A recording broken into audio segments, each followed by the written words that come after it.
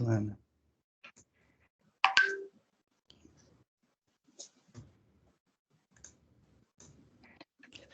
Bom dia a todos. Vamos dar início à sessão de julgamento da segunda turma ordinária da quarta Câmara da segunda sessão do CARF, do período da manhã do dia 15 de julho de 2021. Participarão dessa sessão de julgamento, na seguinte ordem, os conselheiros: Francisco Ibiapino Luz, Gregório Heckmann Júnior, Márcio Augusto Sequev Salem, Renata Torati Cassini, Rafael Mazer de Oliveira Ramos, Ricardo Chiavegato de Lima, Ana Cláudia Borges de Oliveira e Dene Medeiros da Silveira. Nós temos na pauta alguns itens que saíram com vista de mesa. Um desses itens é o item 92, de minha relatoria. A gente vai, esse já está em condição de ser votado, vamos fazer a votação desse item, o item 92 da pauta, do contribuinte Fernando da Silva Baracho. Fernando da Silva Baracho, item 92 de minha relatoria. Aí, feito esse aqui, parece, já consultei os colegas, os outros itens que saíram de mesa ainda não estão em condições de serem julgados, então a gente julga amanhã, tá? Mas amanhã, colegas, é importante fazer o julgamento pela manhã, eu acho, porque à tarde nós teremos várias vistas de, vários pedidos de sustentação oral, né? Então, nós teremos muita participação de patronos à tarde, então, para evitar de a gente não ter tempo de julgar as vistas de mesa que sobrarem, né, o ideal é fazer na parte da manhã, amanhã, dia 16. Então tá, colegas, item 92 da pauta, item 92 do contribuinte Fernando da Silva Baracho, tá? Fazer um resuminho, bem resuminho mesmo do relatório, trata-se de imposto de renda, pessoa física, a fiscalização apurou omissão de rendimentos decorrentes de ação judicial, o contribuinte foi cientificado do lançamento, apresentou impugnação, a DRJ, ao julgar a impugnação, concluiu pela sua improcedência, o contribuinte cientificado da decisão de primeira instância interpôs recurso voluntário, e ele repete, colegas, ipsis literis, sem trocar uma vírgula, ipsis literis, a impugnação. Tá? Ele traz a impugnação para o recurso. Né? É quase como se pedisse um reexame da impugnação. Né? Então, tá, esse é o relatório, eu vou para o voto. O recurso voluntário é tempestivo e atende aos demais requisitos, assim dele conheço. O contribuinte alega, tanto na impugnação quanto no recurso, que aquele valor que ele recebeu na ação trabalhista teria caráter indenizatório e questiona a multa, né, alega caráter confiscatório da multa. Então, vamos lá, rapidamente. Tendo em vista que o recorrente reproduz ipsis literis a impugnação em seu recurso, também reproduziremos no presente tópico, nos termos da legislação que eu cito aqui, as razões de decidir da decisão para instância com as quais concordamos. Gente, é um trecho bem pequeno da decisão recorrida que eu vou fazer a leitura rápida. Tá? O contribuinte alega que são isentas do imposto de renda as indenizações pagas por rescisão do contrato de trabalho pagas pelos empregadores a seus empregados, previstas em dissídio coletivo ou convenção trabalhista, inclusive decorrentes da... acho que tem um microfone ligado aí. Perdão, é o meu. Previstas em dissídio coletivo ou convenção coletiva, inclusive decorrentes de demissão voluntária instituídas em cumprimento das referidas normas coletivas. Ocorre que, em análise aos documentos trazidos ao dossiê da malha fiscal, não há nenhuma prova de que os valores pagos sejam verbas isentas e que tenham sido auferidas a título de prêmio especial de desligamento. Vale notar que são considerados programas de demissão voluntária, PDV, apenas aqueles instituídos pelas pessoas jurídicas a título de incentivo à demissão voluntária de seus empregados, entendendo-se como verba indenizatória contemplada pela dispensa de constituição de créditos tributários, os valores especiais recebidos a título de incentivo à adesão a PDV. Qualquer outra vantagem paga constitui mera liberalidade do empregador e, assim sendo, deve ser tributada nos termos... Tá, aqui ele cita, a DJ cita um ADN da COSIT. E aí não vou ler os termos do ADN. Não restou comprovado nos autos que o contribuinte tenha efetivamente formalizado sua adesão ao PDV. Também não fica demonstrado que os valores recebidos sejam isentos, pois as verbas isentas do imposto de renda estão expressamente previstas no artigo 39 do regulamento do imposto de renda, o RIR 99, vigente à época dos fatos, onde consta no inciso 20, tendo como base o artigo 6º da Lei 773 de 88, quais rendimentos percebidos por ocasião da rescisão de contrato de trabalho seriam isentos. Então, eu trago ali o dispositivo do artigo 6º, né, o inciso 5, aí continuo. Conforme se verifica, as indenizações isentas são as decorrentes de acidente de trabalho e aquelas previstas na consolidação das leis do trabalho. Mais especificamente, nos artigos 477, ou seja, aviso prévio não trabalhado, pago com base na maior remuneração recebida pelo empregado na empresa, e artigo 499, que é a indenização proporcional ao tempo de serviço a empregado despedido sem justa causa, que só tenha exercido cargo de confiança em mais de 10 anos. Também tem o caso do artigo 9º da Lei 7238 de 84, que trata da indenização equivalente a um salário mensal ao empregado dispensado sem justa causa no período de 30 dias que antecede a data da sua correção salarial. E na legislação do Fundo de Garantia por Tempo de Serviço também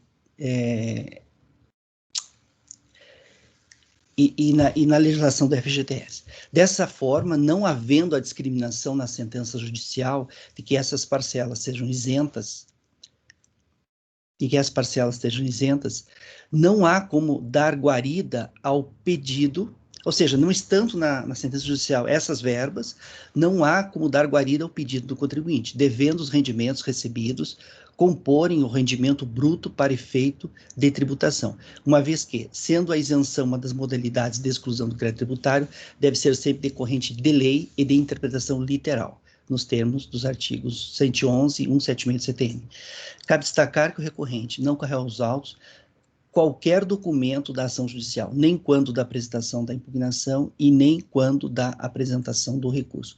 Pondere-se que o lançamento devidamente motivado é ato administrativo que goza do atributo de presunção relativa de legalidade e veracidade, e, portanto, cumprir o recorrente o ônus de afastar medida de prova robusta em que vem contrário essa presunção, o que não ocorreu. Tá? Então, com relação à questão da indenização, eu nego provimento ao recurso, né? Do caráter confiscatório, né? O recorrente alega que a multa atribuída ao presente caso, além de absolutamente devida, assume caráter de abuso do poder fiscal pela sua incerteza e liquidez, posto que manifestadamente confiscatória, o que fere de morte o artigo 150, inciso 5 da Constituição. Todavia, não merece guarida tal alegação. Essa é aquela alegação que a gente já conhece de multa confiscatória, eu afasto. Eu digo que essa multa está prevista em lei, e a lei deve ser observada independente do quantum da multa, e concluo, né, sendo assim, uma vez positivada a norma, deve a autoridade tributária aplicá-la sob pena de responsabilidade fiscal, funcional. Então, isso posto, voto por negar provimento ao recurso voluntário.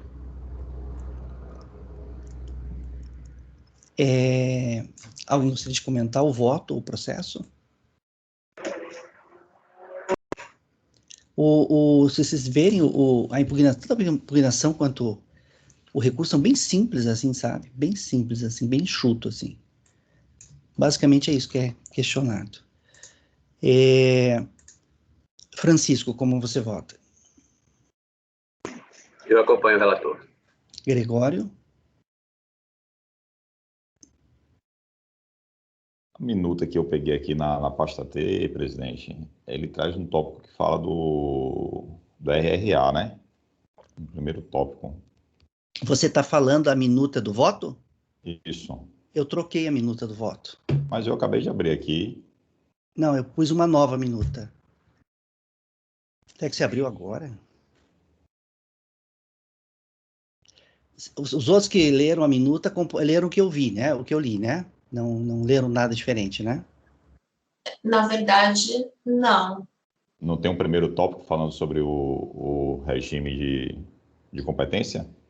Então, não, deixa eu voltar, peraí, então deixa eu fazer o seguinte, vocês já pegaram, né? Deixa eu excluir a que está lá. O primeiro é do regime de tributação dos rendimentos recebidos. Isso, esse Eu tópico aí. peguei também, foi essa que eu mandei no WhatsApp, inclusive. Isso. Ah, não, então... A minuta que está, Dani, foi colocada dia 14 à meia-noite.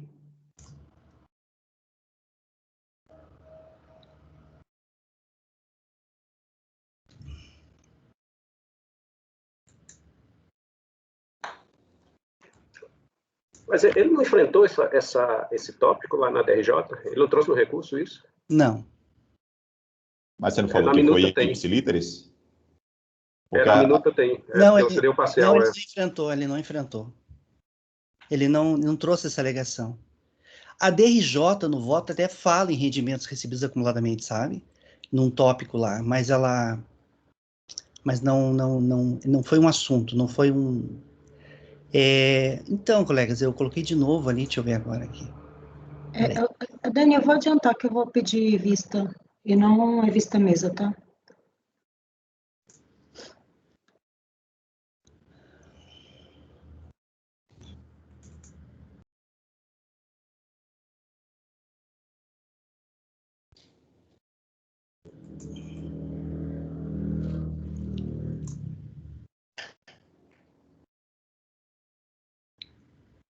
Tá, agora tá a minuta correta lá na pasta. Esse era um voto antigo, colegas, um voto bem antigo que eu tinha feito, e aí eu fui conferir, fui examinar, e eu vi que essa era uma questão não alegada na impugnação, não alegada no recurso, e aí eu não vou entrar nessa questão. Eu não tenho entrado nessa questão, vocês têm acompanhado, né? E aí, essa questão envolvendo rendimento, regime de caixa, regime de competência, né? Se o contribuinte alega, né? Aí tudo bem. Se não alega, eu nem entro nessa questão, né? Ana, você vai pedir vista do processo? Então? Tá, então, para o item 92 da pauta... Então, ó, se vocês estão com a minuta antiga, eu devia ter excluído ela antes de pôr... Eu acho que eu transferi para a pasta T a nova minuta, só que ela não sobrepôs, eu acho. Ela viu que tinha uma e não finalizou a... Então, tá. Agora, só um detalhe em relação a esse RRA, é que dependendo da gente abordar essa matéria aqui ou não, a Receita lá, ela está obrigada a aplicar o regime, né? Por conta de um ato lá conjunto da Receita com a PGFN. Né? Aham, sim. Não, sim, claro, com certeza. Um ato que não nos vincula, inclusive. Então, deixa eu anotar aqui a vista, só um instantinho. Mas tem que começar a colher o voto, né? Quem ainda está pedindo vista... A Ana que pediu vista, né? Então tá, vista para conselheira. No caso, eu posso até antecipar. Não sei como é que o Francisco vai... Não, eu mantenho o meu voto. Se vocês olharem o novo voto lá, eu só tirei essa parte do RRA, mantive a parte do valor indenizatório, né, que ele recebeu, a alegação de que o valor teria caráter indenizatório, e também a alegação de multa confiscatória. Só mantive essas duas partes, o restante eu tirei, né, o outro tópico.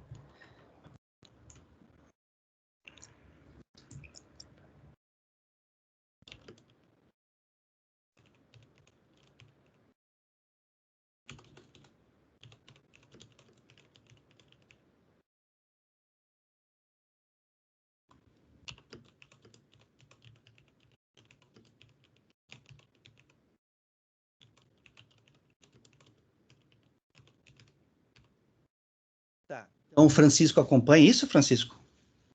É isso que você... Só confirma. Sim, acompanho. Tá. Gregório, como você vota? Eu peço vista. Ah, Ana pediu vista. O Gregório pediu vista.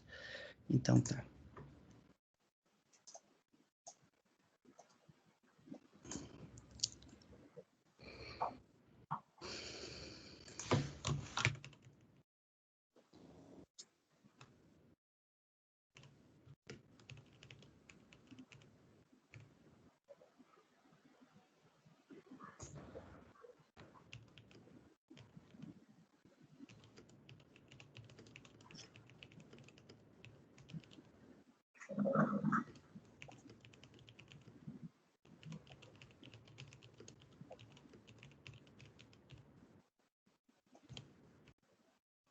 Tá, então ficou assim, colegas, para o item 92 da pauta. Item 92, o contribuinte Fernando da Silva Baracho. Vista para o conselheiro Gregório. O relator apresentou seu voto, negando o provimento ao recurso. O conselheiro Francisco acompanhou o relator. Vou colocar assim, ó, sendo acompanhado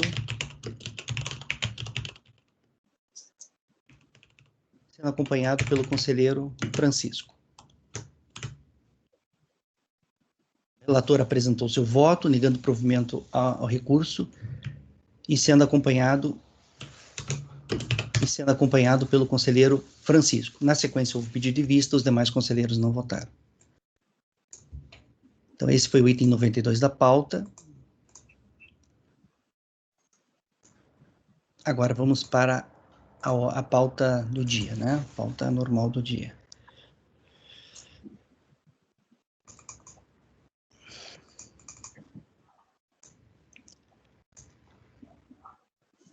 A pauta de hoje começa no item 119.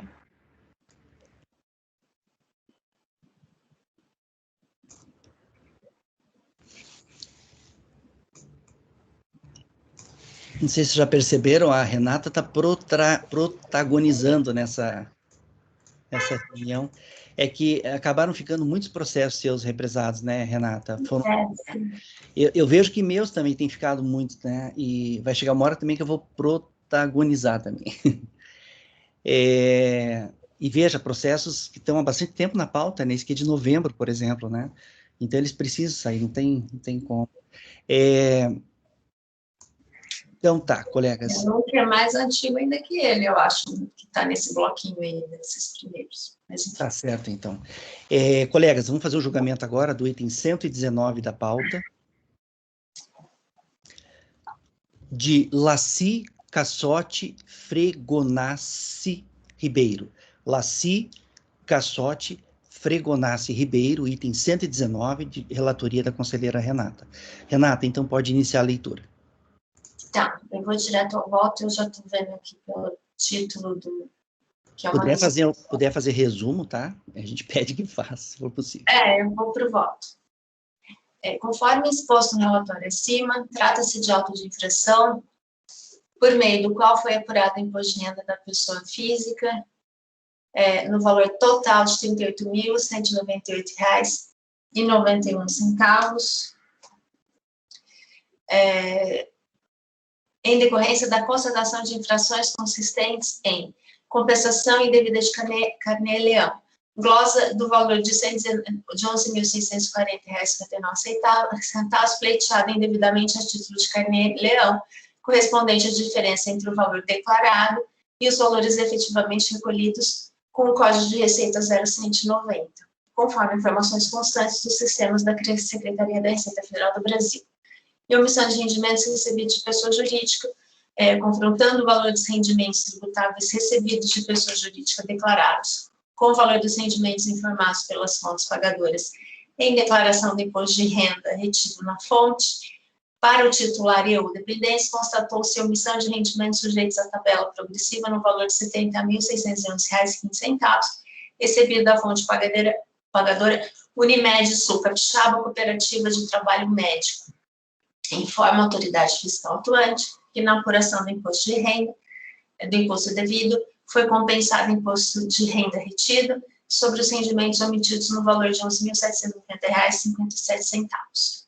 A impugnação apresentada pela contribuinte foi julgada procedente em parte pela DRJ de Brasília e, em seu recurso voluntário, ela reitera a necessidade de retificação de sua DITR do período autuado, argumentando, DITR não, eu só troquei aqui os...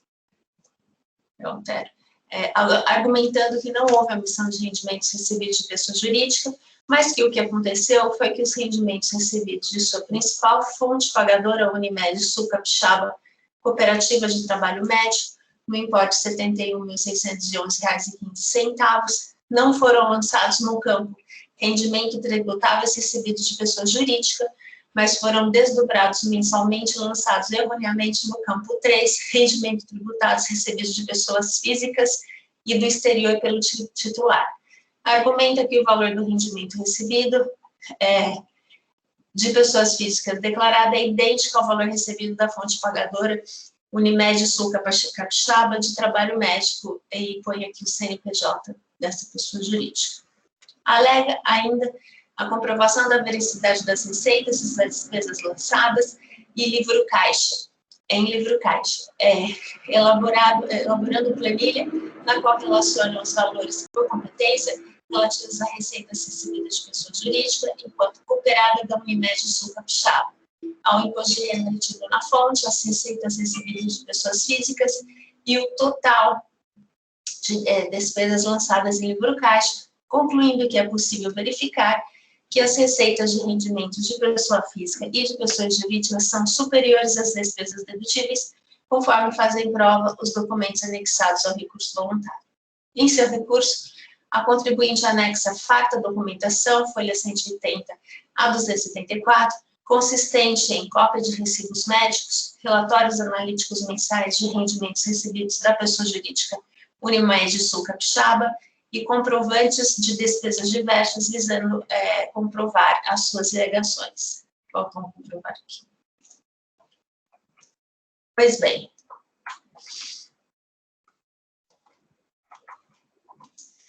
A respeito dessas alegações da recorrente, entendeu o julgador de primeira instância que, nos termos do artigo 145 do CTN, apesar das inexatidões materiais e erros de cálculo serem passíveis de correção de ofício ou a pedido do sujeito passivo, há que se verificar se foram juntados aos autos a documentação necessária para a comprovação, se foi juntado aos autos a documentação necessária para comprovar que sua declaração original foi preenchida incorretamente. Nesse sentido, quanto à alteração pretendida em seu livro caixa, entendeu que a contribuinte não anexou documentação hábil e idônea para demonstrar tanto as despesas quanto as receitas, pois os documentos anexados à folha 45 e 48 não são recibos médicos, mas canhotos de recibos médicos emitidos. Ademais, a contribuinte também não juntou aos autos os comprovantes das despesas lançadas em livro caixa para que fosse verificada a alteração pleiteada. Ocorre que, embora a contribuinte não tenha apresentado em primeira instância os documentos em questão, fato é que, como dito, ela anexou ao seu recurso voluntário, farta documentação, folha 108 a 274, consistente em cópia de recibos médicos, relatórios analíticos mensais de rendimentos recebidos da pessoa jurídica Unimed Sul Capixaba e comprovantes de despesas diversas, visando comprovar as suas alegações e viabilizar as alterações pretendidas. Documentos esses que não podem ser ignorados e devem ser analisados em obediência ao princípio da verdade material que rege o processo administrativo fiscal. Tomando de empréstimo novamente as palavras da eminente colega Ana Cláudia Góes de Oliveira, que eu vou pular a leitura, que é um trecho que eu gosto muito da Ana, sobre a verdade material. No presente caso, somente a análise dos documentos anexados ao recurso voluntário esclarecerá especialmente se a infração consistente em omissão de rendimentos recebidos de pessoa jurídica de fato está caracterizada, legitimando a constituição do crédito tributário correspondente. Afinal, tendo a recorrente trazido aos autos tais documentos, ainda que em sede de recurso, não é lícito seguir adiante com a constituição do crédito tributário, sem a sua análise, sob o amparo de uma preclusão processual em processo administrativo, como já dito, regido pelo princípio da verdade material. Nesse contexto, entendo ser imprescindível a conversão do presente julgamento em diligência para que a unidade de origem analise a documentação anexada pela recorrente ao recurso voluntário folha 108.274 e esclareça: a. Com base nos documentos apresentados, o valor das despesas e das receitas escrituradas em livre caixa estão efetivamente comprovadas pela contribuinte. Os documentos anexados aos autos comprovam que houve escrituração equivocada por parte da contribuinte na sua declaração de rendimentos do período recebidos da pessoa Unimed Sul Capixaba Cooperativa de Trabalho no importe de R$ 71.602,15, como rendimentos tributáveis recebidos de pessoas físicas e do exterior pelo titular desdobrados mensalmente? Sim, não e por quê? Elaborar intimação fiscal conclusiva, descrevendo de forma detalhada os fatos apurados e as respectivas conclusões, intimar o contribuinte do resultado da diligência para querendo apresentar manifestação no prazo de 30 dias. Após retornar os autos para este conselho, para o prosseguimento de julgamento do recurso voluntário. Ok, Renata. Colegas, em relação ao item 119 da pauta, a conselheira relatora está propondo a conversão de julgamento de diligência para que a Receita Federal examine e analise e se manifeste sobre esses documentos. Esses documentos relacionados pela relatora. Alguém gostaria de comentar a proposta de conversão de julgamento de diligência ou processo? Não. Francisco, como você vota? Eu acompanho a relatora. Gregório? Acompanho. Márcio? Relatora. Rafael? Relatora, presidente. Ricardo? Acompanho a relatora. Ana? Relatora. Eu também acompanho a relatora. Então, para o item 119 da pauta, ficará assim: Dilaci, Cassotti, Fregonassi, Ribeiro. Resolvem os membros do colegiado, por unanimidade de votos, converter o julgamento em diligência para que a unidade de origem da Secretaria Especial da Receita Federal do Brasil instrua os autos com as informações solicitadas nos termos do voto que segue na resolução, consolidando o resultado da diligência de forma conclusiva em informação fiscal que deverá ser cientificada a contribuinte para que a secretária apresente manifestação em 30 dias. Então, resolução para o item 119 da pauta, de Laci, Cassotti, Fregonassi, Ribeiro. Ok? Agora vamos para o item 120 da pauta,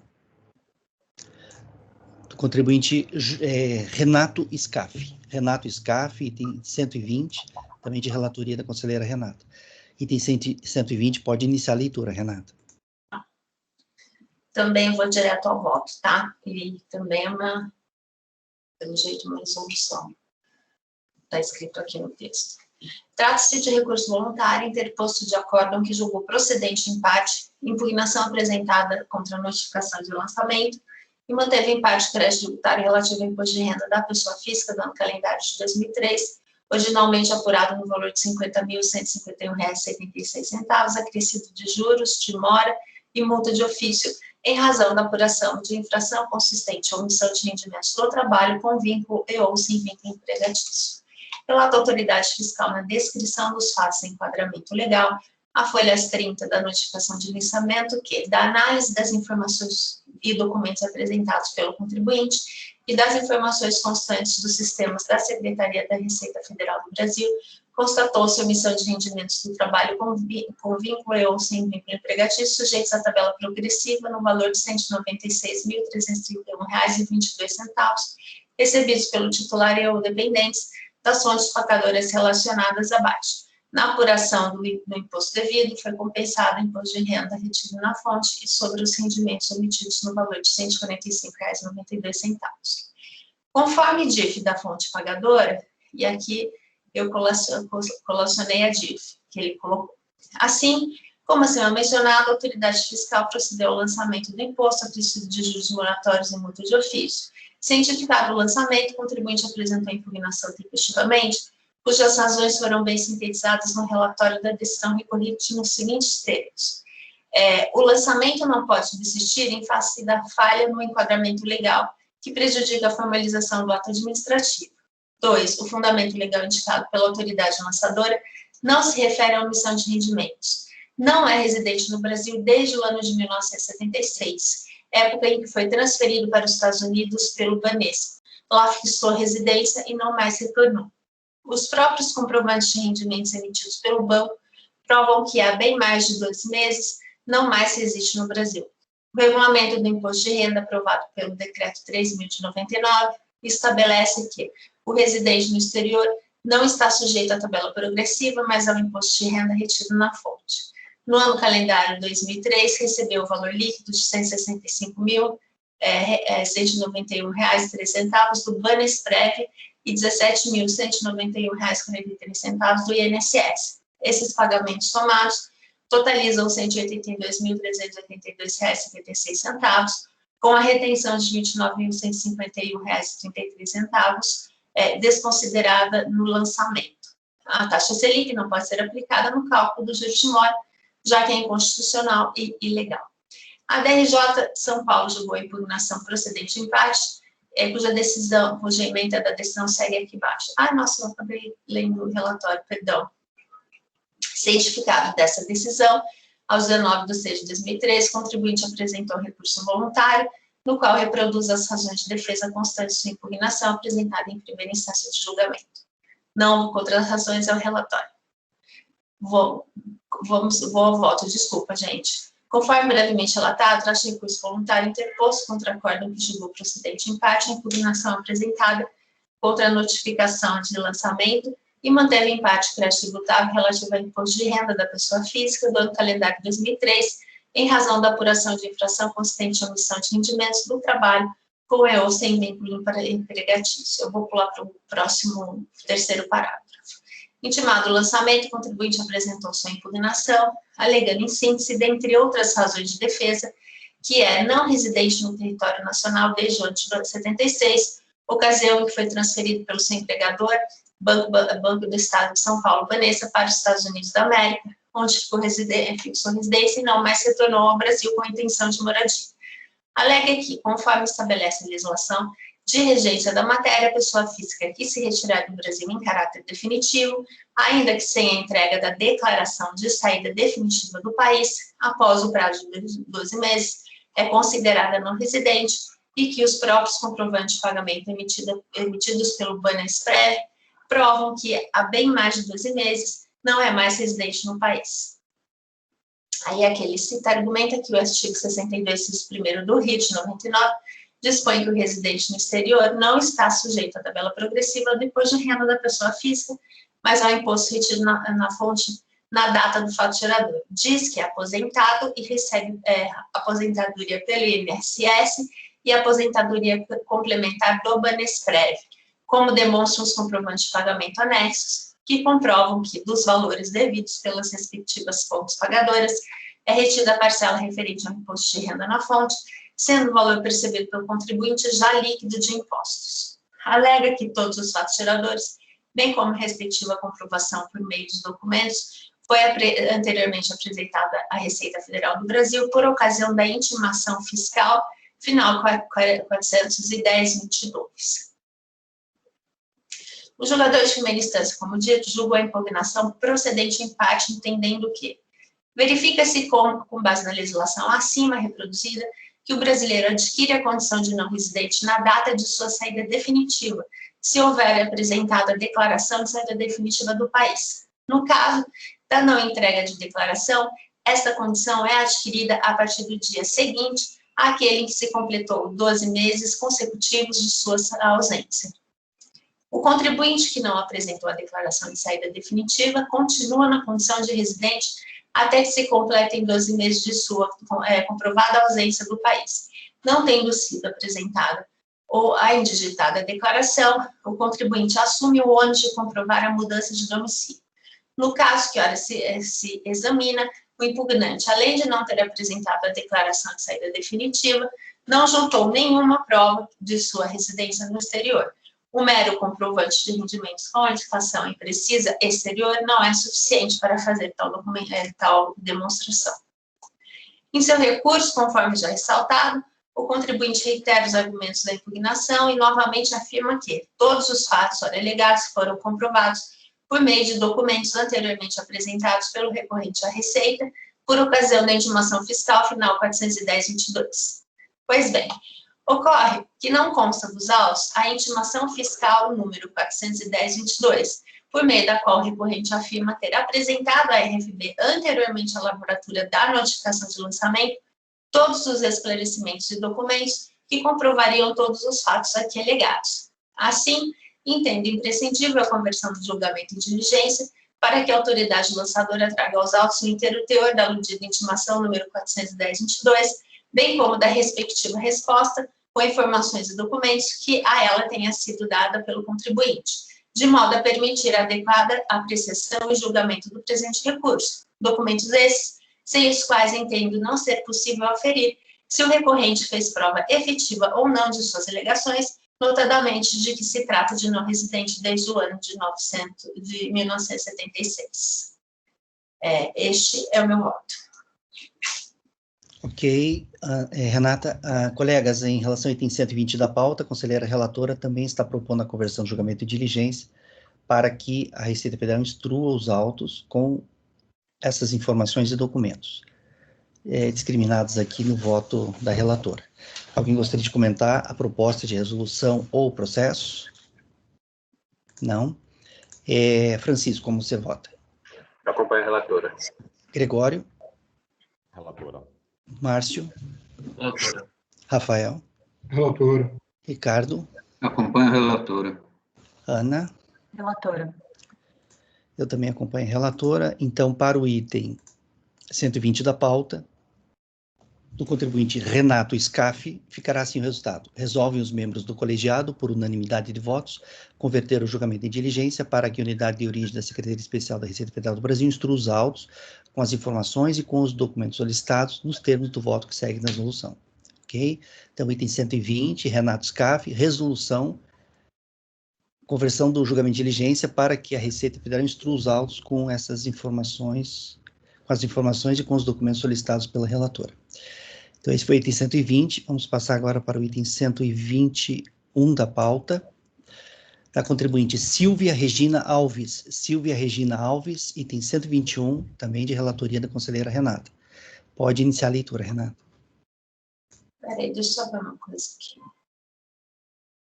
Tá certo aqui, porque eu usei uma minuta da querida colega Ana, esqueci de trocar o nome dela aqui.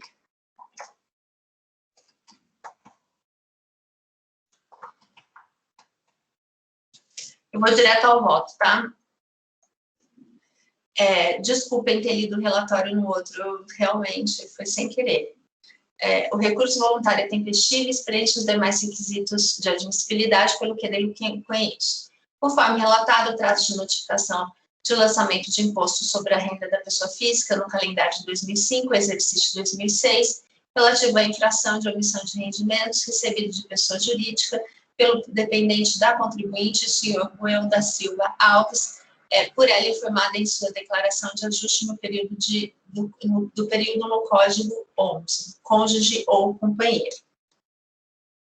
Em seu recurso voluntário, a recorrente contesta o lançamento, argumentando em síntese que foi vítima de má-fé por parte de um contador que elaborou sua declaração de imposto de renda do período questionado e inseriu o senhor Ruel, seu primo, como seu dependente. Afirma ainda que também foi o contador do senhor Ruel da Silva Alves que elaborou a respectiva declaração de imposto de renda da pessoa física do exercício de 2007 e nela a inseriu como dependente dele no Código 11, cônjuge ou companheiro, igualmente de forma irresponsável, uma vez que ambos nunca foram casados.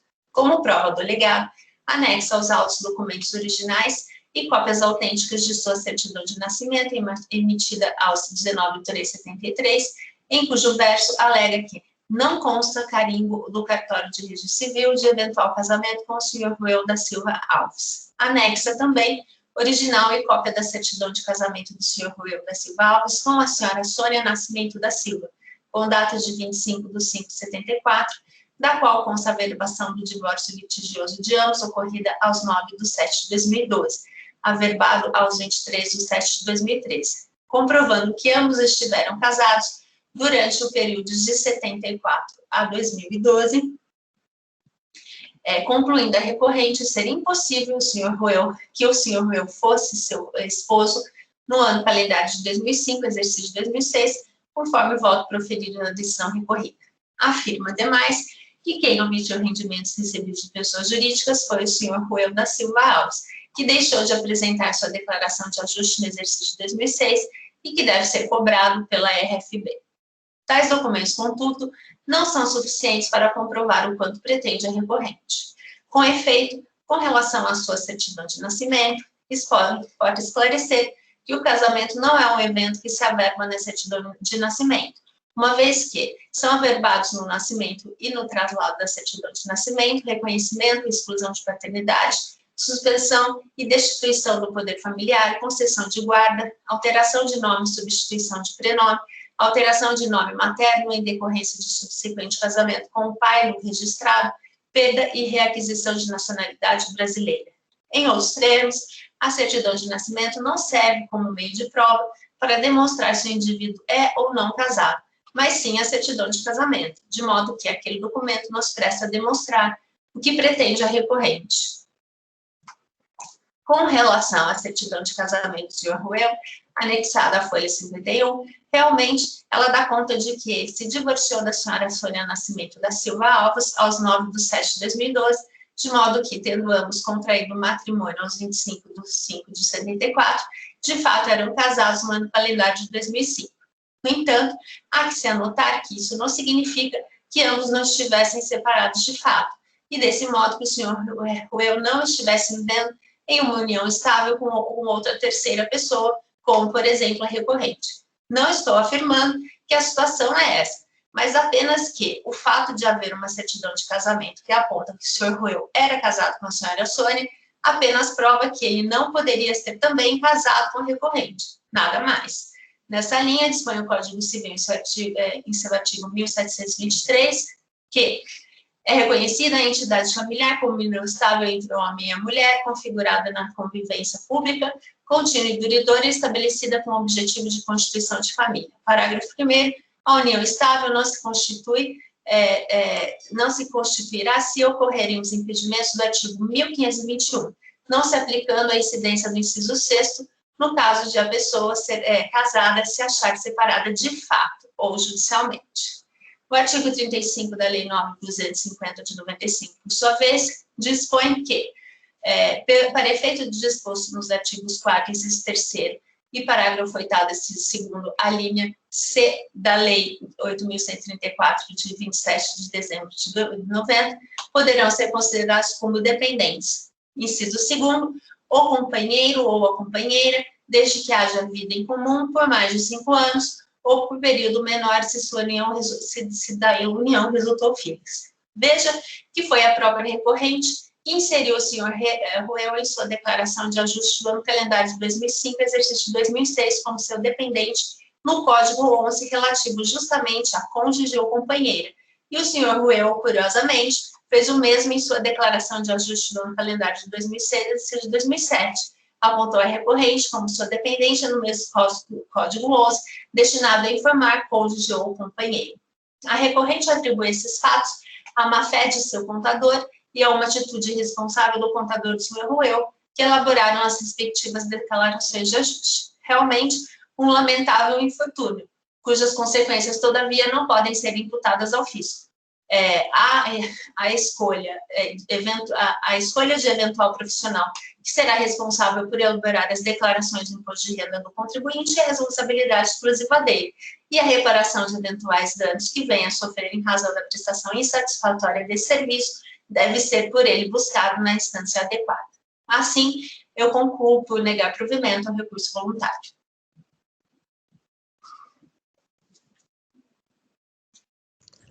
Ok, Renata.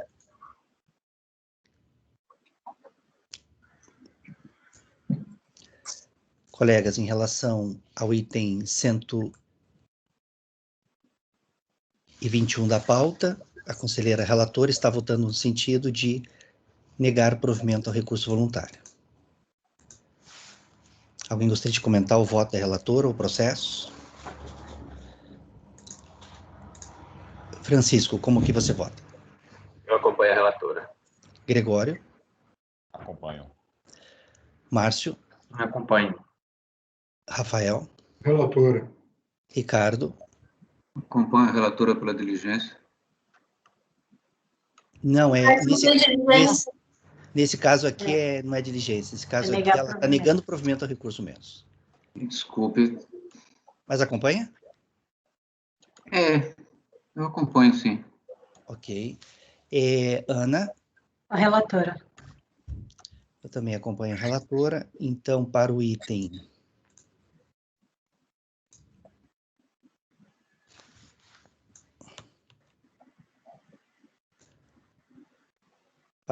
121 da pauta, da contribuinte Silvia Regina Alves, Ficará assim o resultado. Item 121, Silvia Regina Alves, acordam os membros do colegiado por unanimidade de votos em negar provimento ao recurso voluntário.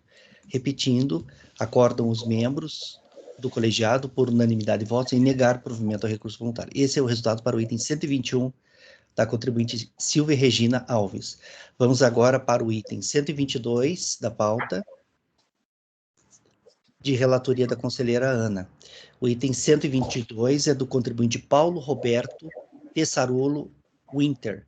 Paulo Roberto Tessarolo Winter. Item 122 de relatoria da conselheira Ana. Ana, pode iniciar a leitura do item 122. Bom, aqui é um auto de infração de imposto de renda à pessoa física. O ano calendário é 2001 e ele foi lavrado sob o fundamento de omissão de rendimentos recebidos da pessoa jurídica. Conforme consta na informação fiscal, o valor dos rendimentos isentos e não tributáveis foi alterado pela autoridade fiscal em razão da exclusão de rendimentos tributáveis na declaração indevidamente informados na linha 36, que seria esta isenção, conforme a DIF da Petros. A impugnação não foi conhecida na DRJ sob o fundamento de concomitância. E o contribuinte, ele recorre alegando, entre outras coisas, que não houve concomitância. Então, eu passo inicialmente a análise da concomitância. A DRJ ela não conheceu da impugnação por entender que o exame de ambas as peças inaugurais obtidas bem resume a pretensão do autor, qual seja afastar a incidência do imposto de renda sobre a complementação de aposentadoria atualmente percebida com fulcro e idêntica causa de pedido, qual seja a ocorrência de bitributação, se tomado o período da contribuição compreendido entre 1/1 de 88 a 31 de dezembro de 95, matéria igualmente discutida no feito administrativo, permitindo-nos concluir pela similitude dos objetos.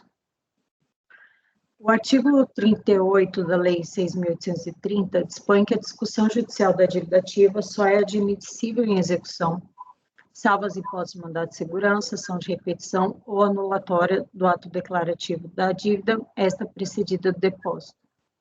E no mesmo sentido é iniciada a súmula número 1 do CARF. O conselheiro Valdir Navarro Bezerra, em acordo publicado em abril de 2019, com precisão apontou que o Instituto da Concomitância deve ter tratamento semelhante ao da litispendência no processo civil, de forma que somente ocorrerá renúncia ou desistência do recurso administrativo quando houver identidade entre os três elementos dos processos administrativos e judiciário, quais sejam partes, pedidos e causa de pedido. São os três elementos da ação, partes, o pedido e a causa de pedir, conforme dispõe o artigo 337, parágrafos 1º e 2º do CPC. Nesse sentido, os elementos da ação se prestam a identificar a ação, tarefa de extrema importância quando se pretende comparar uma ação com a outra. É impossível afirmar que duas ações são iguais, parecidas ou absolutamente diferentes sem o conhecimento de quais são esses elementos. Como bem discorre a conselheira Cristiane Silva Costa, em voto proferido em agosto de 2019, não basta a constatação de existência de ação judicial para aplicação da rigorosa consequência de negativa de seguimento quanto ao mérito do recurso administrativo. Com efeito, é necessário coincidência entre causa de pedir e pedido entre processo judicial e administrativo, para que se conclua pela identidade entre a discussão na esfera administrativa e judicial. Se presente tal coincidência entre a causa de pedir e o pedido, constata-se o impedimento na análise dos recursos apresentados na esfera administrativa. Nesse mesmo sentido, eu trago outros precedentes aqui do CARF. Decorre do exame dos autos que o auto de infração impugnado tem como objeto a revisão dos rendimentos pagos pela Fundação Petrobras Seguridade Social, a Petros, a título de benefício complementar de previdência privada, declarados como isentos pelo contribuinte sua declaração do ano calendário 2001, exercício 2002. O recorrente ele ajuizou duas ações de repetição de indébito em fase da União, impugnando pela repetição dos valores cobrados administrativamente a título de imposto de renda nos anos calendários 2000 e 2003, respectivamente, sob o fundamento de que os rendimentos pagos pela Petro ao contribuinte são isentos do imposto de renda. Em cada uma dessas ações de repetição o recorrente faz menção ao auto de infração, ao processo administrativo relativo e ao valor do tributo de cada um dos anos calendários, 2000 e 2003, em que se discute a glosa dos valores recebidos a Petros. Ainda que o fundamento legal das ações de repetição sejam semelhantes ao discutidos nesse processo administrativo, o fato é que não possui a mesma causa de pedido. Conforme ensina Daniel Amorim, não se deve confundir fundamento jurídico que compõe a causa de pedir com fundamento legal, que não compõe a causa de pedir e decididamente não vincula o juiz em sua decisão, que poderá decidir com outro fundamento legal. Há de argumento tanto, conclusão contrária a essa implicaria reconhecer que o contribuinte ajuizou duas ações idênticas, o que não é o caso. A identidade de fundamento legal não é, por si só, apta a gerar a identidade do processo administrativo e judicial. Nesse sentido, eu também trago outros acórdãos aqui do CARF, e com isso eu concluo que a decisão recorrida deve ser anulada para que os autos retornem à instância de origem para a devida análise do método da controvérsia, afastando o argumento de concomitância.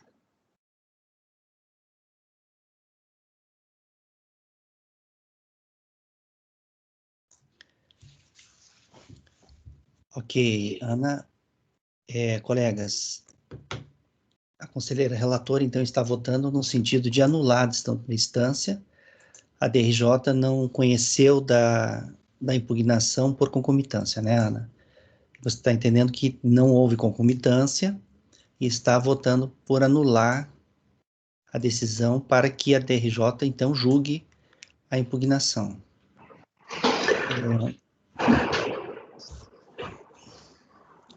Alguém gostaria de comentar o voto da relatora, o processo? Ana, deixa eu só ver se eu entendi direitinho aqui. A controvérsia em relação ao ano calendário 2001 e as duas ações impetradas, uma se refere ao ano calendário 2000 e a outra 2003. Então, ela tem uma ação para cada ano. Isso. E a autuação é sobre 2001. Então, Isso. embora a alegação seja a isenção, que refletiria em tese em 2001, mas a ação não engloba o período de 2001. A questão é essa, né? Isso. E, inclusive, esses dois outros anos calendários também têm IB auto de infração. E aí o contribuinte coloca nas ações judiciais qual é o auto de infração de cada um deles, que não é esse aqui. Entendi. Ele, inclusive, poderia ter impetrado uma ação só para os três, se fosse o caso, né? Aí seria diferente, uma situação, um contexto diferente, né?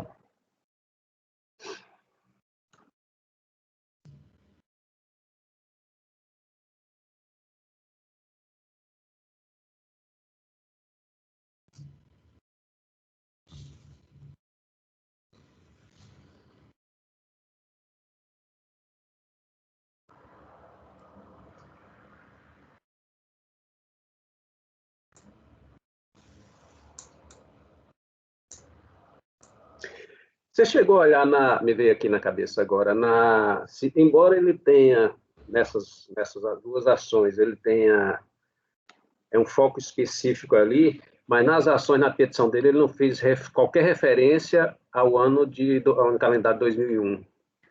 Eu cheguei a olhar, ele não fez. E eu até procurei pelo nome dele se teria outras ações dele, que não essas duas, né? Mas não tem. Ou sumiram, mas eu acho que não tem, porque seria no meio dessas duas. Entendi. Estranho é isso, né? Deixou 2000 e 2003 e 2001, ele não...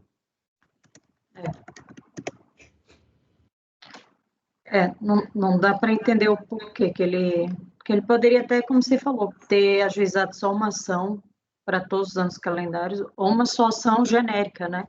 Sem se referir ao processo administrativo. Ou nessa de 2003, ele ter feito referência a 2001, né? Sim.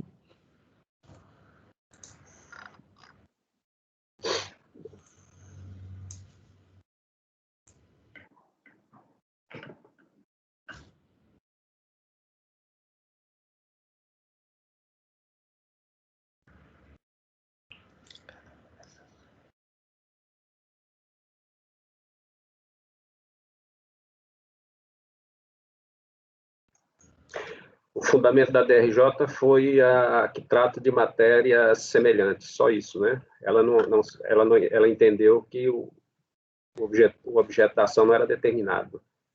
Foi isso, né? Ela falou sem o... que eu até copiei aqui que ela falou, que englobaria todo o período de contribuição, que é de 88 a 95, e que por isso a matéria seria igual. Mas ela falou isso sobre que fundamento? Só no fato da isenção em si, da matéria pedida? Eu até copiei aqui o trechinho que ela fala, no primeiro parágrafo que eu coloquei.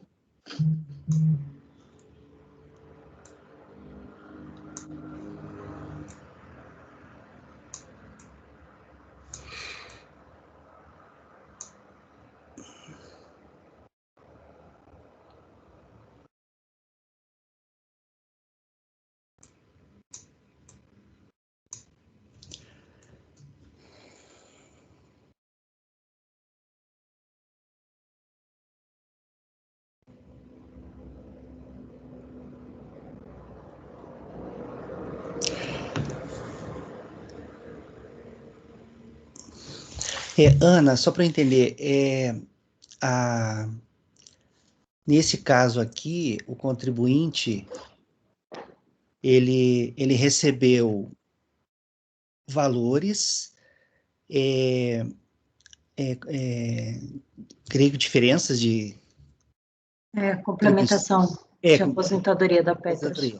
E aí incidiu o imposto de renda, né? Isso. E aí o contribuinte, e o período dessas contribuições, desse rendimento é de 88 a 95, isso? Isso. E ele recebeu, e ele ganhou ação, né? E recebeu uma parte... Não? Não. Então, as ações judiciais dele, essas duas? Veja, esse valor, o que tá sendo discutido nesse processo aqui é ano 2001, né? Isso. É o que ele recebeu em 2001 referente a essa ação. Em referente a esse período, de 88 a 95. Isso. Agora eu estou entendendo. Ana, desculpa, eu estou entendendo agora. Veja se eu estou... essa ação, na verdade, ela entrou, foi na execução, não foi isso? Por isso que ele foi individualmente? Não, é repetição do indébito. Ele pediu restituição de imposto retido na fonte, isso? Não, dos autos de infração que estão no CARF. Está aqui no processo dele.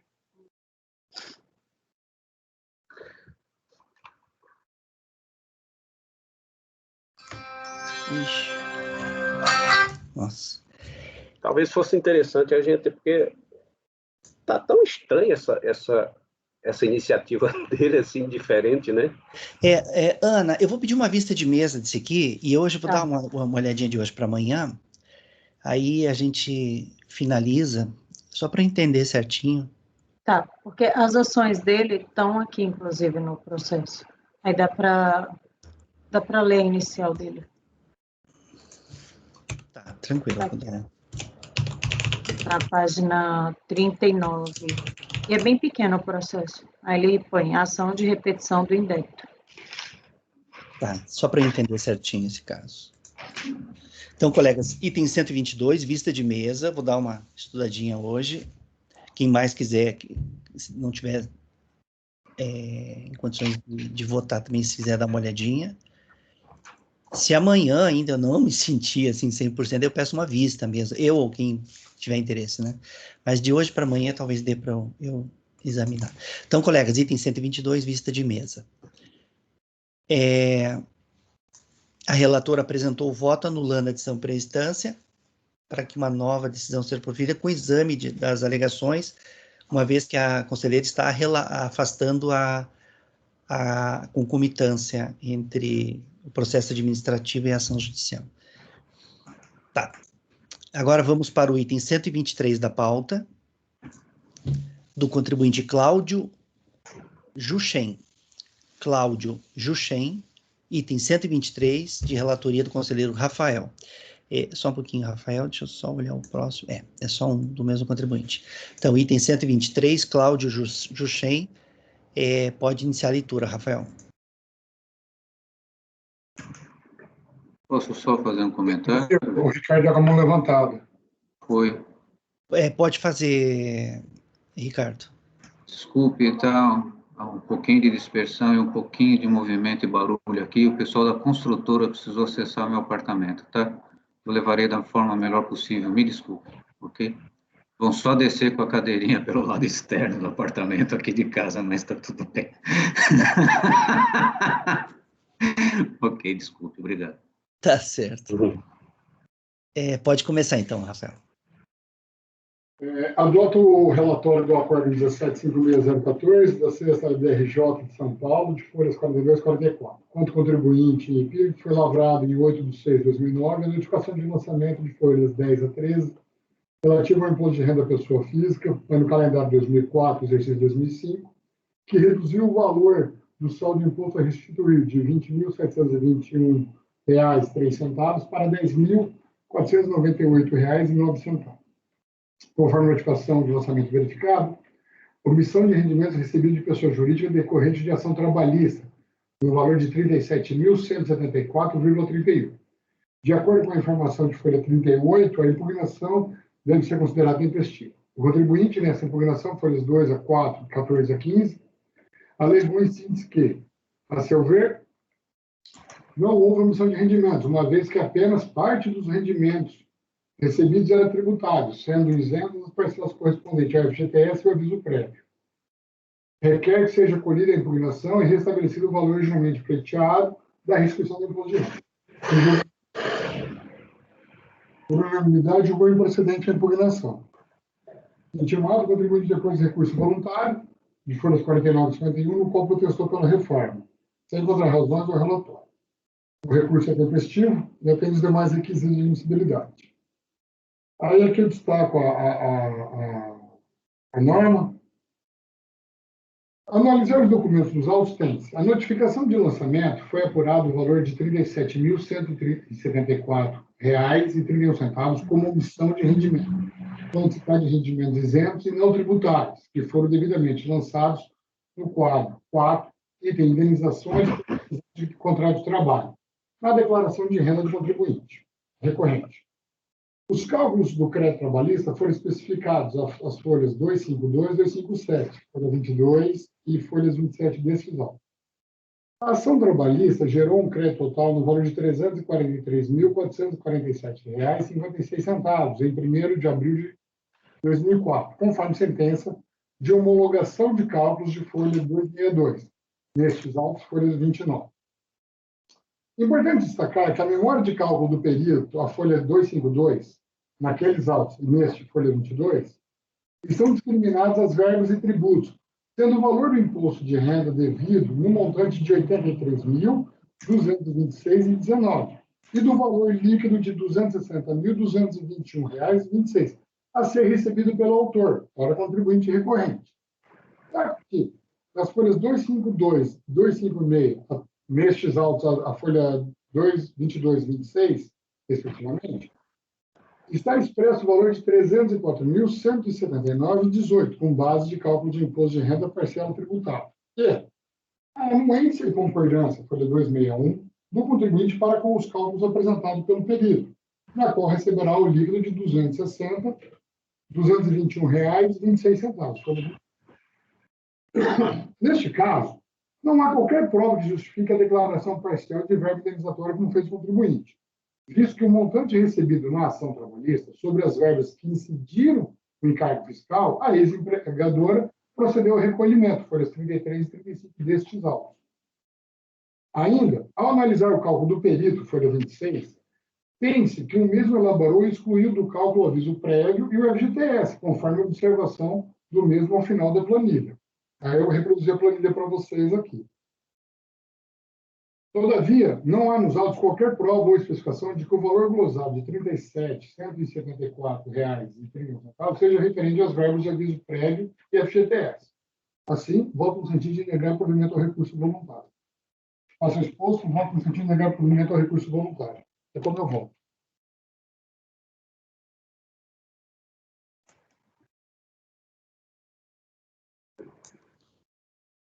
Ok, Rafael. Só um pouquinho, Rafael.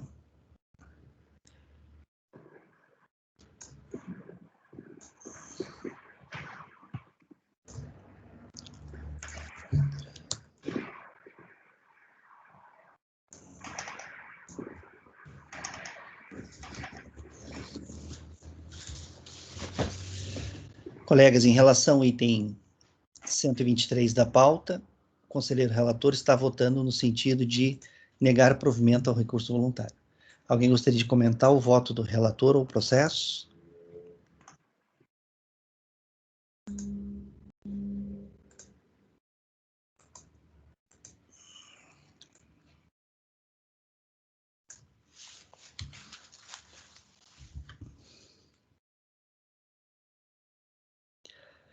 Francisco, como você vota? Eu acompanho o relator. Gregório? Acompanho. Márcio? Relator. Renata? Acompanho. Ricardo? Acompanho o relator. Ana?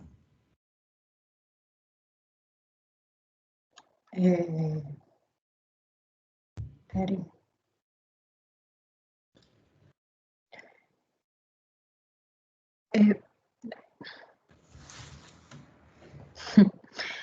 Não tem aqui um comprovante que está...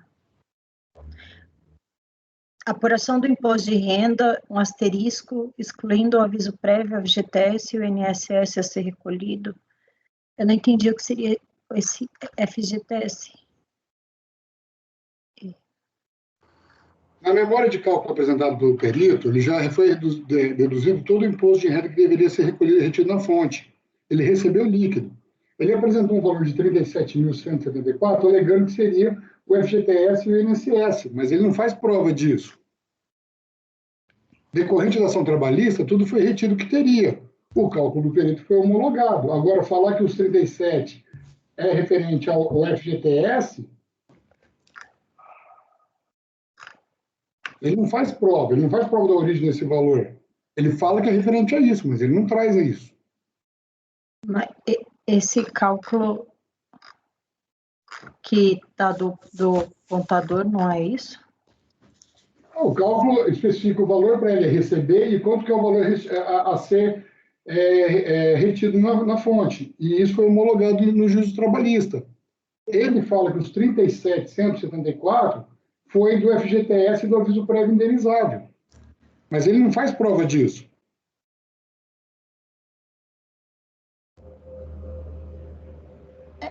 Não, eu entendi, mas isso aqui não é a prova disso?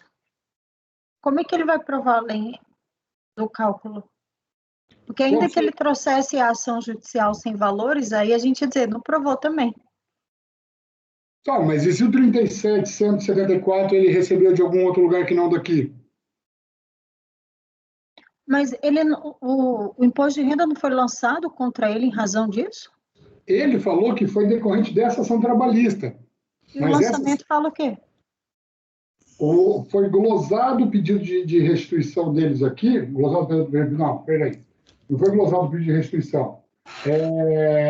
Foi glosado o pedido de restituição, foi diminuído o valor de restituição dele, porque ele omitiu a ação trabalhista de 37.174. Só que ele alega que esse valor seria isento, seria verba indenizatória. Só que ele não faz prova disso. A ação trabalhista que ele recebe já foi retida na fonte. Tá, mas se o tributo foi lançado contra ele, quem tinha que fazer essa prova inicialmente é a fiscalização. Como ele assim, não Ana? tem uma notificação de lançamento. Foi a autoridade fiscal que falou, olha, não estou concordando com você. Com a restituição que você pleiteia. Não, com o que você declarou no imposto de renda. Com a restituição. Saldo de imposto a restituir. Ele pediu restituição. Não, ninguém pede restituição. A gente declara no imposto de renda e sai um valor calculado lá. Ninguém chega lá e fala, eu quero restituição. A gente chega lá e fala, olha, eu recebi isso aqui, eu tive despesas tantas, aí o sistema vai lá e fala, você tem restituição. Falou, obrigada. Porque eu disse que eu tive alguma retenção na fonte, porque eu disse que eu recebi isso e aquilo. O sistema que me diz. Ninguém nunca vai pedir, oi, tudo bem, Receita? Eu quero uma restituição. Isso não existe. A gente declara imposto de renda. Aí eu chego lá, Receita, eu quero 100 mil de restituição, você que lute para provar que eu não tenho. Não, ninguém pede. A gente declara o imposto de renda e, com base nisso, o sistema calcula a minha restituição. Aí o sistema calculou que ele tem uma restituição. Aí a Receita falou assim, não, senhor, porque alguma coisa você declarou errado. Então, eu estou fazendo um lançamento diante de um erro seu. Estou impugnando a sua declaração do imposto de renda. Com base no quê? Com base com esse valor que você disse que foi retido na fonte, que eu não estou achando a prova. Aí ele fala, então tá, esse valor que eu falei que foi retido na fonte veio da minha ação trabalhista, que está aqui, e os cálculos estão aqui. Sim. Então, aí ele traz aqui os cálculos, e os cálculos estão falando, olha aqui, os valores são esses. Inclusive, o contador diz ali que nos valores ele está tirando o aviso prévio, existe aviso prévio, está tirando FGTS, existe FGTS. Aí eu te perguntei, você está pedindo a inicial da trabalhista? É isso que não foi provado? Realmente eu não vi a inicial, mas eu não olhei tudo. Não, não tem. Mas se aí tivesse só a inicial, eu ia falar, a inicial também não prova, porque não tem valores, não tem liquidez. E o que tem liquidez? O cálculo que foi realizado em juízo. E o cálculo ele trouxe. O cálculo que foi, reconheceu aqui o valor dele com a restituição, com a retenção do imposto de renda de 83. Então, quando eu tenho uma notificação de lançamento, eu tenho uma autoridade fiscal que chega para mim e fala assim, olha, isso aqui, esse pontinho aqui seu, eu não estou concordando. Comprove. Aí ele fala, esse pontinho está aqui, comprovado, está aqui. Não, mas Ninguém comprove, pede uma restituição em juízo, em procedimento fiscal. Como é que ele comprovou nesses autos que a parcela de 37 é isenta? Trazendo os cálculos da ação trabalhista. Que aqui está excluído do valor esse valor de FGTS e INSS. Ele está falando que é FGTS e INSS. E não está dizendo isso, não é a mesma coisa que o contador judicial falou? Não, esses cálculos que ele anexou? Excluindo o aviso prévio FGTS e INSS. Ele não especificou que o valor de 37 seria isento do imposto de renda porque é referente a essas parcelas. Não tem nos autos isso. É isso que eu estou falando. E para mim está nos autos isso. Se o próprio contador está dizendo... Não, aonde que está o valor de 37 aqui? Não, ainda não vi, senão eu seria um gênio, eu estava lá na NASA agora, se eu tivesse visto em 2 segundos isso. Não, Ana, mas Dani, eu vou pedir vista e não é vista, tá? O valor que ele declara... Pode ser vista de mesa, Ana? Não, pode não. Infelizmente, não tenho condições. Não, Ana, calma. O valor de 37 que ele declara como recebimento de ação trabalhista não tem nenhum lugar nos autos, que é esse valor. Ele intitulou sendo aviso prévio. Ele falou, olha, mas agora se ele, que é o declarante do imposto de renda, não traz, falando que o valor é decorrente do aviso prévio indenizado da FGTS, como é que eu vou saber que é esse o valor? O cálculo judicial está homologado e está aqui. Tudo bem. Catar isso. Eu estou falando do meu posicionamento. Não, desculpa. Não, tudo bem, eu só quero conferir. E eu não tenho condições de conferir em um segundo. Não, tudo bem, lógico, Ana. Que isso? Poxa. Ok, então, só um instantinho.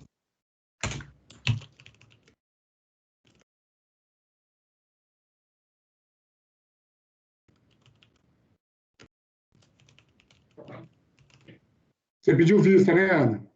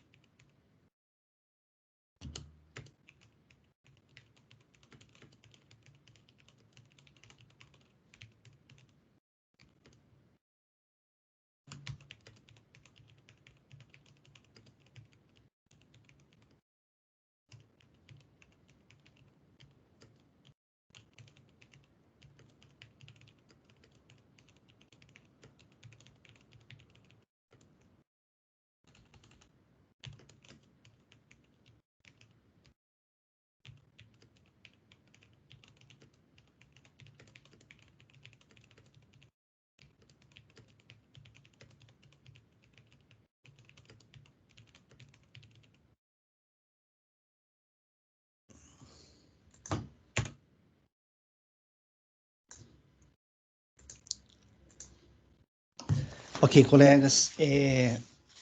Então, para o item 123 da pauta, do contribuinte Cláudio Juchen, item 123 do contribuinte Cláudio Juchen, ficará assim: vista para a conselheira Ana. O relator apresentou seu voto negando provimento ao recurso voluntário. Os conselheiros Francisco, Gregório, Márcio, Renata e Ricardo acompanharam o relator. Não é vista coletiva, presidente? Não. Fazer vista normal mesmo. Os conselheiros Francisco, Gregório, Márcio, Renata e Ricardo acompanharam o relator. Na sequência, houve pedido de vista, os demais conselheiros não votaram. Então, item 123, vista para a conselheira Ana. Item 123 do contribuinte Cláudio Juchen. Então, mês que vem a gente retoma o julgamento desse item.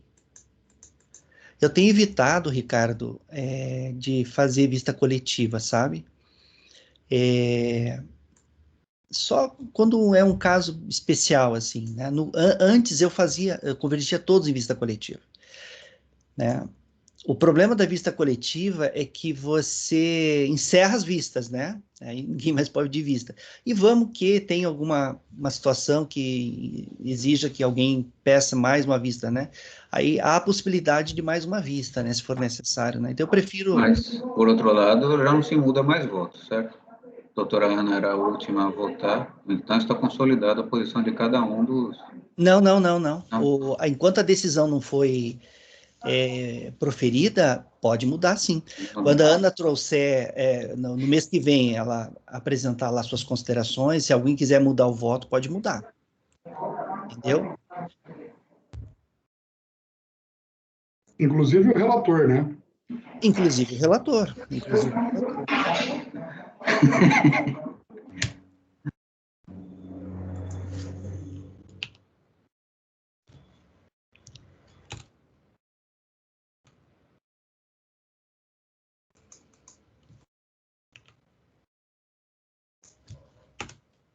Tá.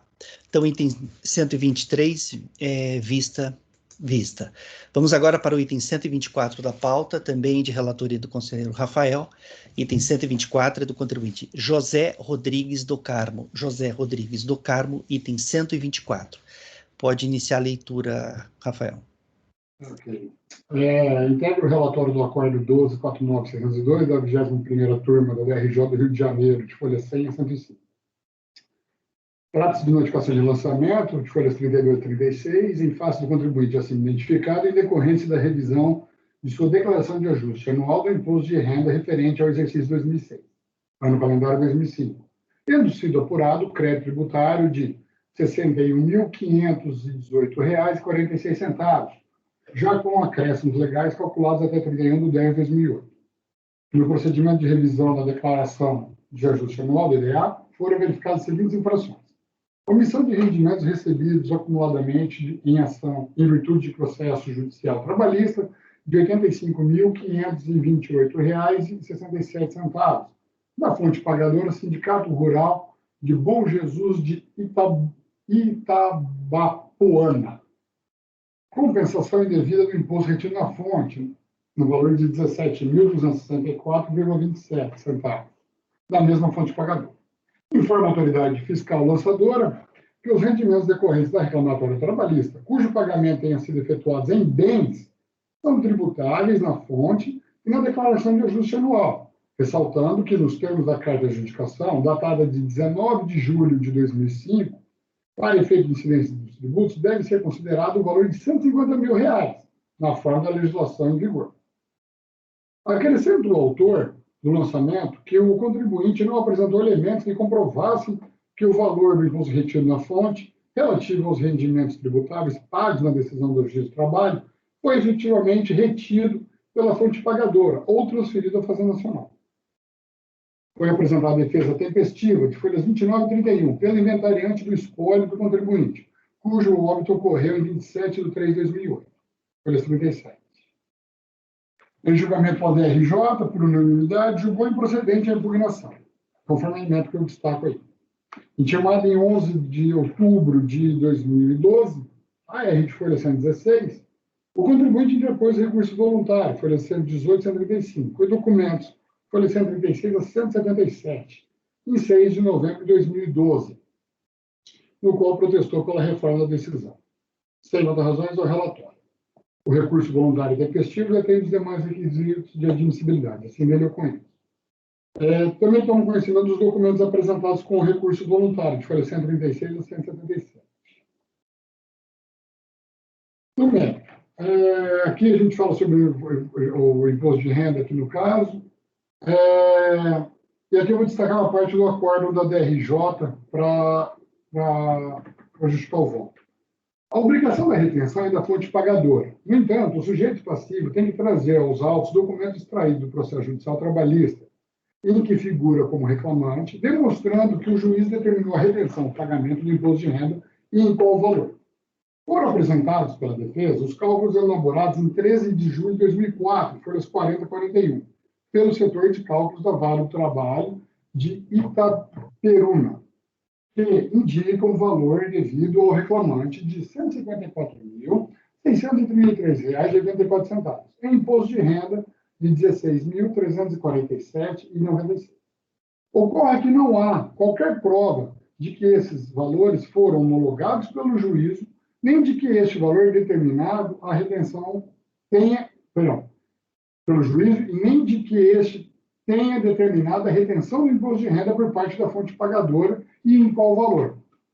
Foi realizada pesquisa no sítio da internet do Tribunal Regional do Trabalho, da primeira região, andamentos de processo, e aqui no número do processo, foram 91 e 99. E também não se verificou o registro da homologação dos cálculos elaborados em 13 de 7 de 2004. No prosseguimento da execução trabalhista, consta a informação da requisição da adjudicação de folhas em 6 de 6 de 2005, sem qualquer outra informação a respeito da retenção ou pagamento do imposto de renda sobre os rendimentos recebidos sob a forma do imóvel.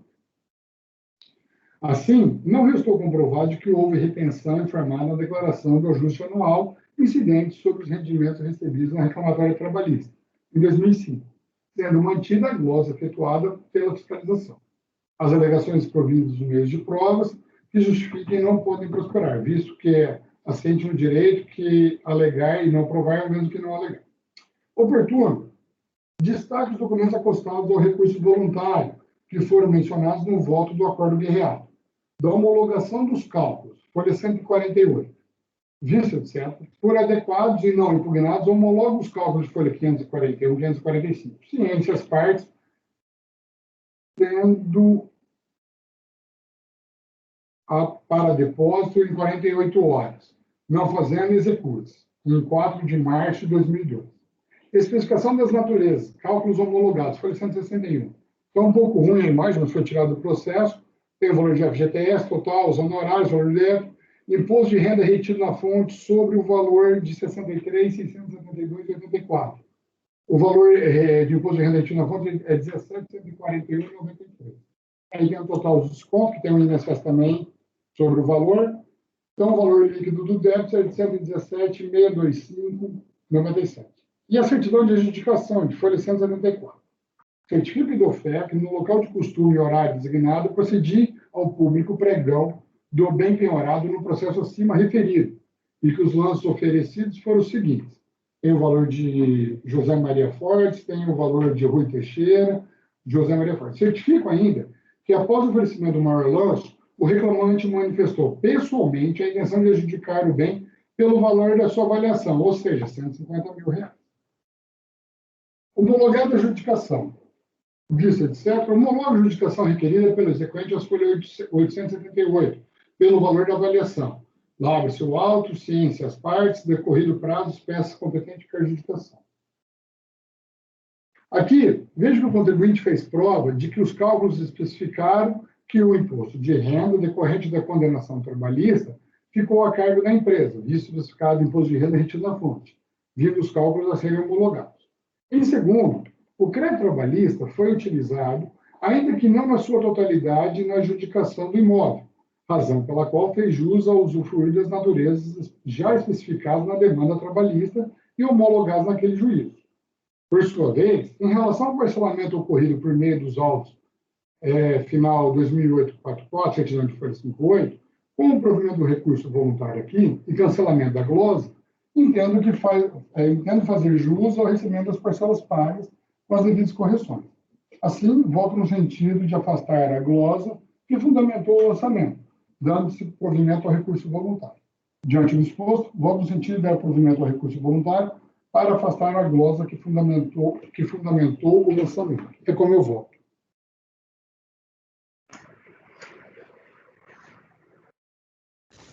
Ok, Rafael.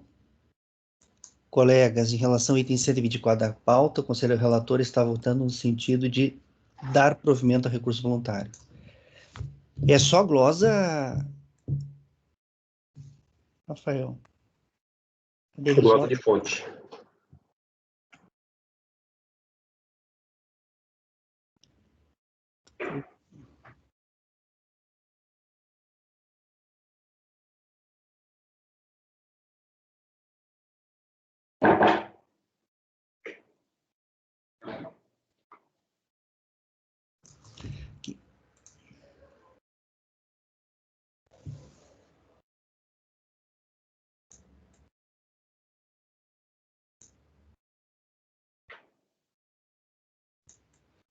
É só glosa mesmo.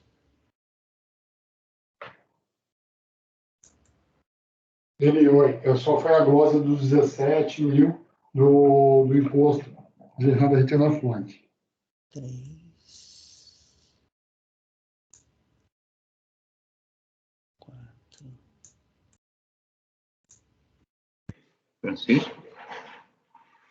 Francisco? Sim. Porque essa história da sentença ela está funcionando como informação de imposto de renda retida na fonte do ano anterior, não está? Essa comprovação que ele traz? O que você acha? Olha, eu vou propor diligência para confirmar esse recolhimento. Porque, assim, ele provou a homologação do acordo, mas, assim, a comprovação em si do recolhimento não está nos autos, né? Pois é, mas se fosse um informativo, aquela declaração feita pela empresa empregadora, né, do retenção do ano anterior, a gente também não pede efetiva retenção, não é não? Enfim. Pois é, mas é justamente, não existe essa DIF. Isso aí faz prova, mas ela não está nos autos. Não, ela não está nos autos, não, Chico. Então, a minha proposta é que a Receita se manifeste, olha, isso tem recolhimento? Esse valor foi recolhido ou não foi recolhido? Porque senão a gente vai estar devolvendo o dinheiro que não entrou, uma suposição, né? E outra coisa... Se vencido, eu vou negar. E outra coisa, Rafael, eu vi ali que a notificação que está nos autos, ela está incompleta. E a DRJ fala que foi apurado omissão e compensação indevida de imposto de renda retida na fonte. Omissão de 85 mil, porque ele recebeu aquele imóvel de 150 mil como pagamento, né? E depois foi vendido e tal. Mas em vez de declarar os 150 mil, ele declarou menos. Tá? A diferença é 85 mil, que a fiscalização apurou como omissão de rendimentos.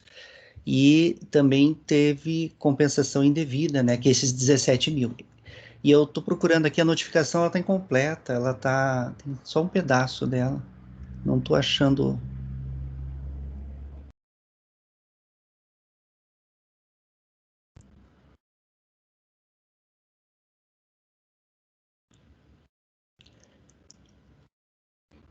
E eu acho que era um processo para a gente pedir vista, para dar uma olhada com mais calma, né? Não sei. Esse sim, vista mesmo. Você quer pedir... De qualquer forma, talvez seja bom também a diligência, né? Já ganha tempo, né? Em vez de ficar um mês parado o processo, numa vista, já baixar em diligência também. Não sei. Vai manter a diligência, Francisco? Eu mantenho. Colegas, o conselheiro Francisco está propondo a conversão de julgamento de diligência. Só para que a Receita confirme, né? O recolhimento dos 17 mil, né, Francisco? Vamos colocar em votação. Exatamente. Vamos colocar em votação diligência. Gregório, você acompanha a diligência? Acompanho. Márcio, você acompanha? Acompanho. Acompanho. Renata? Acompanho. Rafael, você acompanha a diligência? Vou acompanhar. Vai acompanhar? Ricardo? Eu acompanho a proposta de diligência. Ok. Ana, você acompanha? Acompanho. Eu também acompanho a proposta de diligência. Então,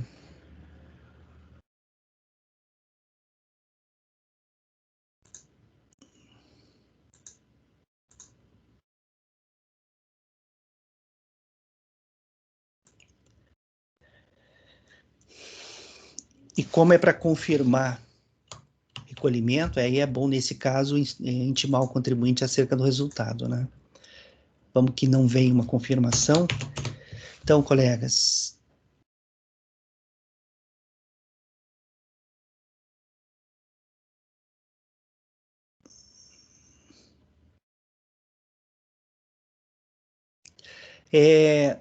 caso, viu, Rafael, caso, eu olhei rapidamente, caso realmente não esteja no processo a notificação completa, na diligência já pede para fiscalização instruir os autos com a notificação completa, tá bom? Caso não esteja.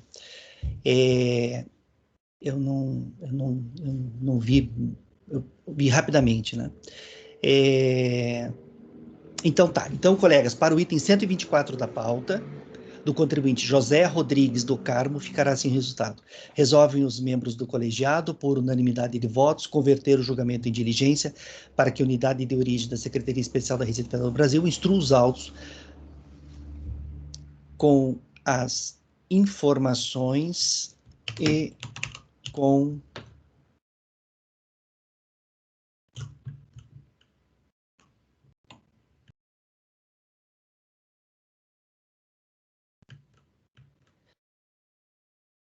inclusive, no caso de recolhimento, além de confirmar, é bom pedir para ela instruir os autos com uma tela do sistema, né?